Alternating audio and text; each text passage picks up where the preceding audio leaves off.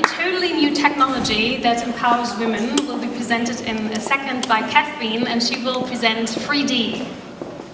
Woo!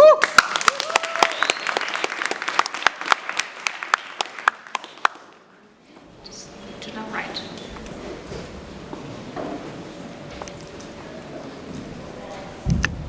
Hi, I'm Catherine. I'm so pleased to be here, thanks to F-Lane, to talk to you today about 3D. The only problem I have with technology is using these buttons, so we'll see how that goes. But otherwise, tech is definitely for women. So we're here, we're 3D, and we use 3D printing as a way of training women in India into new, rewarding, high-value, long-term employment. So this is the kind of woman that I work with when I go to India. This is Ravina.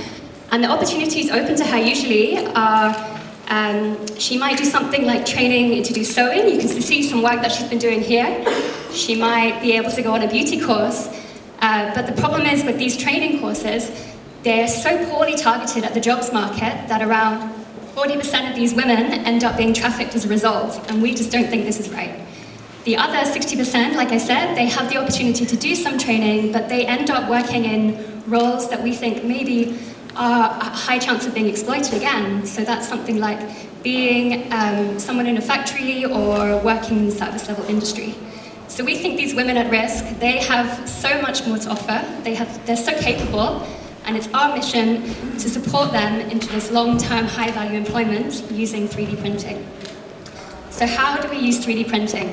What we've realized through our work so far is that 3D printing is really exciting. I don't know if any of you have actually had a go with it, but when you're there and you're using it, and then you see something that you've created built in front of you, it's just a really magical experience.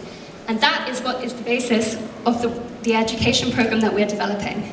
So through creativity and excitement, and through problem solving, we've developed a program that uses these skills to learn also the hard skills and soft skills that employers are really looking for, so that these women can go in after 9 months and get this really high value employment.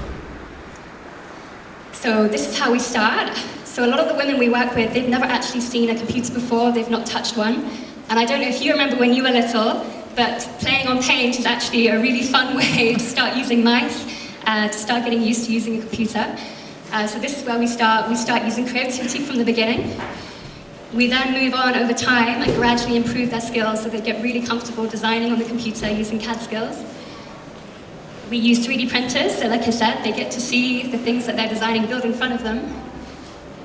And we also work on lots of other skills, because within the 3D printing supply chain, there are so many different skill sets that are valuable, not just using the CAD skills that I've mentioned, but also fixing parts and doing quality assurance and managing the machines. So how do we make money? Well, we are going to be setting up our own manufacturing facility, which is where the women we work with get trained, and we'll be making jewellery there. So jewellery is actually a really early adopter of 3D printing. I don't know if you can see these beautiful earrings that I'm wearing, but it's not all maker bots making plastic jewellery. You can actually cast some really exciting gold and silver and plated pieces, which look something like this. So the process is that we train the women, we then employ them for 1.5 years to make sure they have the best chance of getting employed after their time with us. And while they're working for us, they produce jewellery that we sell back to the Western market. The ethical fashion industry is growing. In the UK alone, it's worth 177 million. And these are the kind of businesses that we'll be targeting who want to support women into employment. This is our timeline at the moment. So as I said, we've been working in India since 2017. We've started our pilot of 10 women. They're going through our program right now. And in the beginning of 2019, we want to set up our first facility so that we can train and employ these women onwards until 2020, when we know that we'll have locked down our curriculum and our method of how to do this. From there onwards, we'd like to scale and start working with different groups across India to make sure that women can move into 3D printing employment. So today we're asking for 500K. 100K of this will help us build our facility and then keep us running for the next couple of years until we reach our break-even point, which is 15 customers.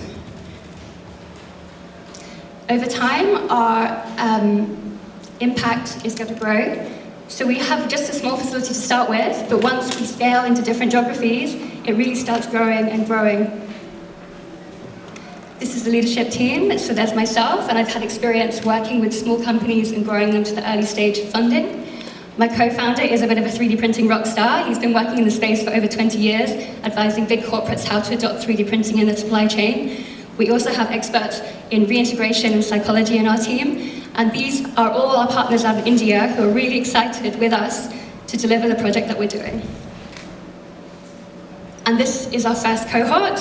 You can see they're really excited to be part of the program, and please come and support us in helping them become the next generation of tech leaders. Thank you.